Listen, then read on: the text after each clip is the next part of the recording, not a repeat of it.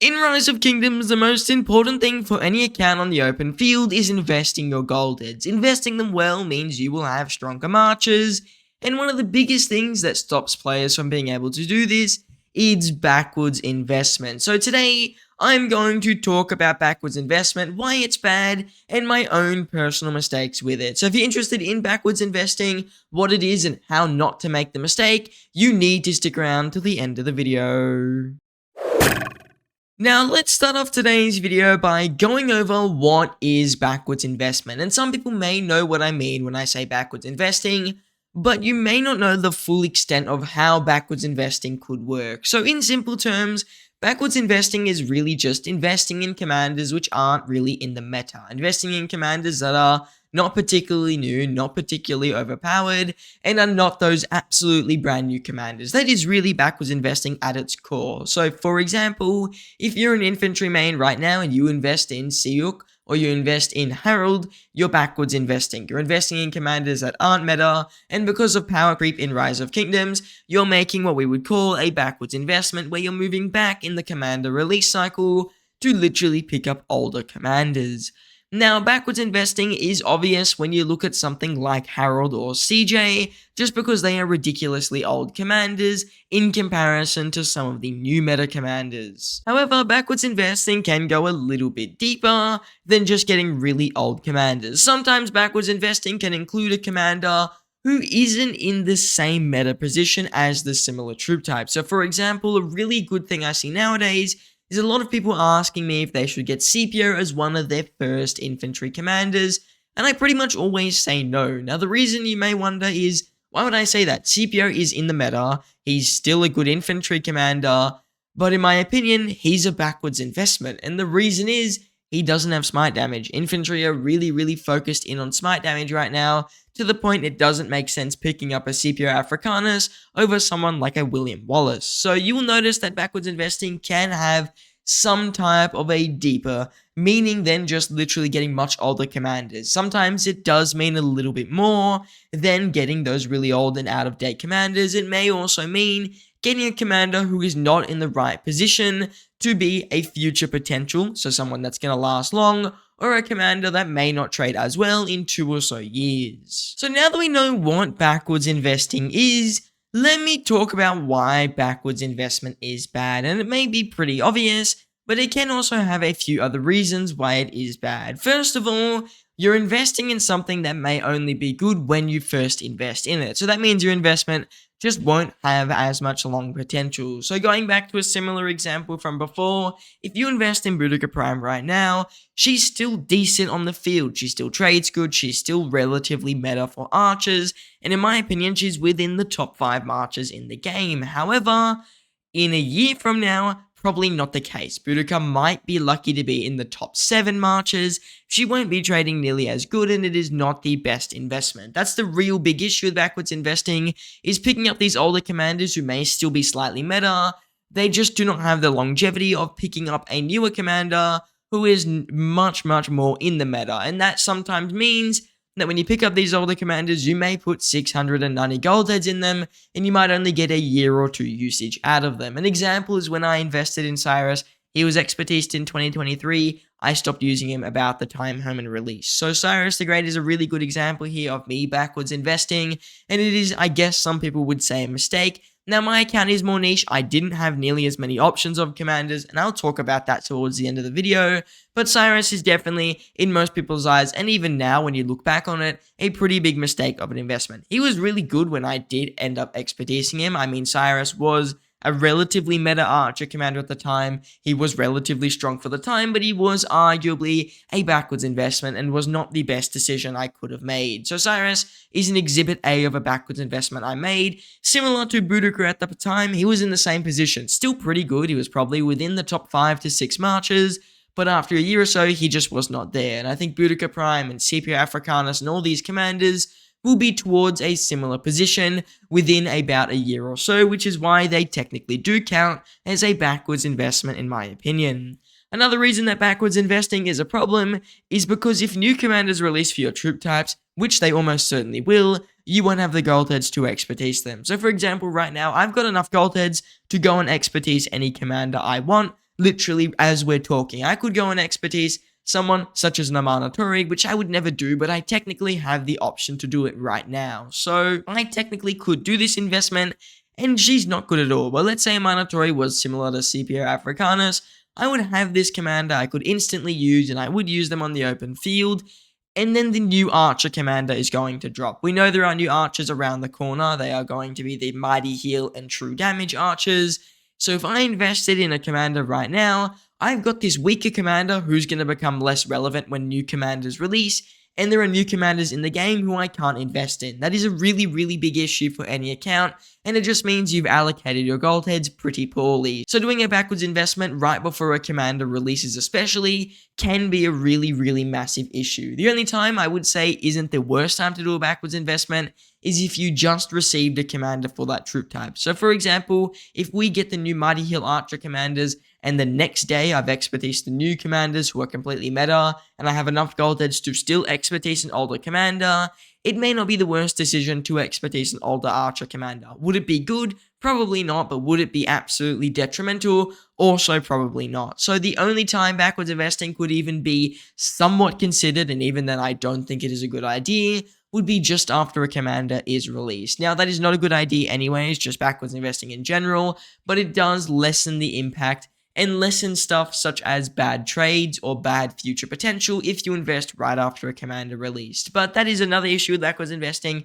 You spend those gold heads, you're not getting them back, and it goes into a commander who is going to lose a lot of value once new commanders release, and you're not able to actually get those new commanders yourself, which can be a pretty big issue. Another issue with backwards investing, and this one's a little bit more niche and may not apply to you, but you may be finding difficulties with finding a new kingdom. Often kingdoms ask to see what marches you're going to run on the open field to stop someone with a backwards investing account from really going there. So they don't want accounts who don't have new meta commanders. So let's say, for example, you messaged a kingdom and you said that you ran 2 marches on the open field. It was a Leo chair with a William Wallace Leo chair, and the Harold and an Alex. Those Harold Alex march would be considered a backwards invest, and a lot of kingdoms wouldn't look too kindly on that. They'd be like, oh, this guy doesn't have the best commanders, it's pretty noobish, and they would pretty much just say, no, they don't want you in the kingdom. So backwards investment, especially if you're running them on the open field, can tend to give you difficulties with finding a kingdom, especially if you're trying to be truthful or they want screenshots, etc. So if they want a screenshot of the commanders you run and you only have 1 march, they probably don't want you. And if you've got 2 marches and it's got older commanders, they also probably do not want it. So you definitely have to consider that when you're backwards investing. If you pick up those older commanders, you do have a very good chance of kingdoms just saying, no, why on earth would you want that? So for example, when I had Cyrus, once he had kind of fallen out the meta and I mentioned it to a few kingdoms, most of them ended up turning me down. Now, it could have been for other reasons. For example, my account is a low power account, but I think that the account commanders at least definitely had something to play with it. Of course, my account, again, more niche than most accounts because it is all archers, but something like Osiris, for example, can definitely bring down an account's value to a kingdom because they look at it and they go, Cyrus is not very good. What's he going to bring to the open field for us? We'd rather just migrate someone in who has better, stronger commanders, which will do better overall. So that's definitely a concern when it comes with backwards investing. You're looking at commanders who are going to pretty much bring down your account value, especially if they're commanders you have to run because you missed out on getting the new commanders since you expertise older ones. Another small issue we should consider is a lot of older commanders, and again, this one's a bit more niche, do only have pairs with older commanders. So for example, at the release of Boudica Prime, Amana Tori was still a relatively meta commander, but in my opinion, she was a backwards investment at the time. Now this was before I started doing YouTube, but she was within the top 2 Archer marches in around 2020, but she definitely wasn't within the new level of meta that Nevsky and Scipio Africanus had introduced, and a lot of people ended up backwards investing in Amana Tori, and something that happened was she never received a new pairing, and her best pairing was Artemisia, who kind of just worked better with Boudica Prime. So what happened was Amana Tori pretty much got screwed over as a backwards investment because her pairings were stuck with older commanders since she was made to bring those commanders up. So because Amana Tori was reliant on these older and stronger commanders back then, she lost a lot of value when the newer commanders came in and she lost her older pairings, or her older commanders just couldn't keep up with the new meta. So you'll notice sometimes that does become the case for a lot of commanders who are older. If you backwards invest in them, their best pairings are also older commanders, and that means you can kind of get a little bit screwed over where the commander pairing just overall becomes way too weak, and the commander doesn't have any synergy with newer commanders, so you can't even run them. So for example, like I said, Amana Torre can't run her now because her older commander pairings had a lot of synergy, but now they don't. Another example would be Saladin. He had a lot of synergy with somebody like William or just commanders overall that needed a bit of tankiness, but once they found new commanders or they just weren't in the meta anymore, Saladin was pretty much completely useless. So again, when Boudica Prime released, Saladin probably within the top 2 to 3 cav marches, and because his best pairings were older commanders, he lost a lot of value since he didn't receive any new pairings. So keep that in mind. Backwards investing, often those commanders require older commanders as well to perform best because that's what they were made for. They were made to work with those older commanders, and unless they get new pairings, they are much more risky and can be very bad on the open field. The next thing I would like to talk about